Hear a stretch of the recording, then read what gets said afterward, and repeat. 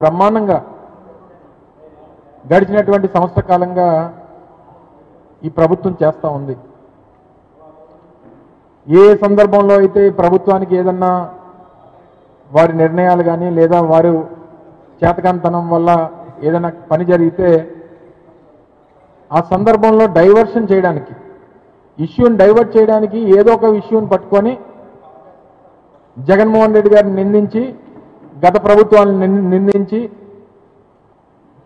పబ్బం గడుపుకునేటువంటి ప్రయత్నం ఇప్పుడున్నటువంటి ప్రభుత్వం తాలూకా ఒక పనితీరుగా మారిపోయింది. ఈరోజు మీ ముందుకు రావడానికి, ప్రజలకు కొన్ని విషయాలు చెప్పడానికి గల కారణం ఏంటంటే, మీ అందరికి గుర్తుందో లేదో 4 నెలల క్రితం, 4-5 మాసాల క్రితం పెద్ద ఎత్తున గత ప్రభుత్వంలో జగన్మోహన్ రెడ్డి గారి హయాంలో పవర్ పర్చేజ్ అగ్రిమెంట్స్ సంబంధించి ₹2.49 కేంద్ర ప్రభుత్వ సంస్థ అయినటువంటి సెక్కీతో, solar energy corporation of India అంటే సెక్కీ సెంట్రల్ గవర్నమెంట్ అండర్టేకింగ్ సంబంధించినటువంటి సంస్థ, ఆ సంస్థకు సంబంధించి ఆ సంస్థతో ₹2.49 యూనిట్కి పవర్ పర్చేజ్ అగ్రిమెంట్ అనేటువంటిది గత ప్రభుత్వంలో జగన్మోహన్ రెడ్డి గారి నాయకత్వంలో చేస్తే, ముఖ్యంగా ఎల్లో మీడియా ఎంత గగ్గోలు పెట్టిందంటే,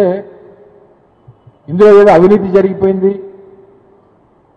₹1,00,000 కోట్ల ఇందులో అవినీతి జరిగిపోయింది. చంద్రబాబు నాయుడు గారు కూడా గతంలో ఎన్నికల ప్రచారంలో కాదండి, ముఖ్యమంత్రి అయిన తర్వాత కూడా ప్రజల ముందుకు వచ్చి సెక్కీతో జగన్మోహన్ రెడ్డి గారు చేసుకున్నటువంటి ఒప్పందం వల్ల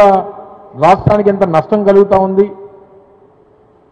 అని చెప్పి పెద్ద ఎత్తున ఒక దుష్ప్రచారాన్ని 10-15 రోజుల పాటు చేసినటువంటి విషయం మీ అందరికీ తెలుసు. నాకు తెలిసి బహుశా దేశ చరిత్రలో ఈ 2021-22 సంవత్సరంలో చేసుకున్నటువంటి ఒప్పందం, దేశంలో అనేక రాష్ట్రాలు సెక్కీతో ఒప్పందం చేసుకుంటే అత్యంత తక్కువ రేటుకి చేసుకున్నటువంటి రాష్ట్రం ఆంధ్రప్రదేశ్. జగన్మోహన్ రెడ్డి గారి నాయకత్వంలో ఆంధ్రప్రదేశ్ రాష్ట్రం ₹2.49 సోలార్ పవర్ కొనుగోలు చేసినటువంటిది దేశంలోనే అత్యంత తక్కువ రేటుకి చేసుకుంది. ఈరోజు కొత్తగా మీ ద్వారా ప్రజలకు చెప్పదలుచుకుంది ఏంటంటే, ఈ సంవత్సర కాలంలో అనేక అవినీతి కార్యక్రమాలకు పాల్పడినటువంటి ప్రభుత్వం కొత్తగా మళ్ళీ ₹11,000 కోట్ల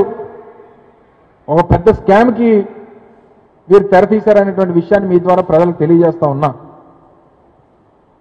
ఆ రోజు జగన్మోహన్ రెడ్డి గారి నేతృత్వంలో ₹2.49 సెక్కీతో ఒప్పందం చేసుకుంటే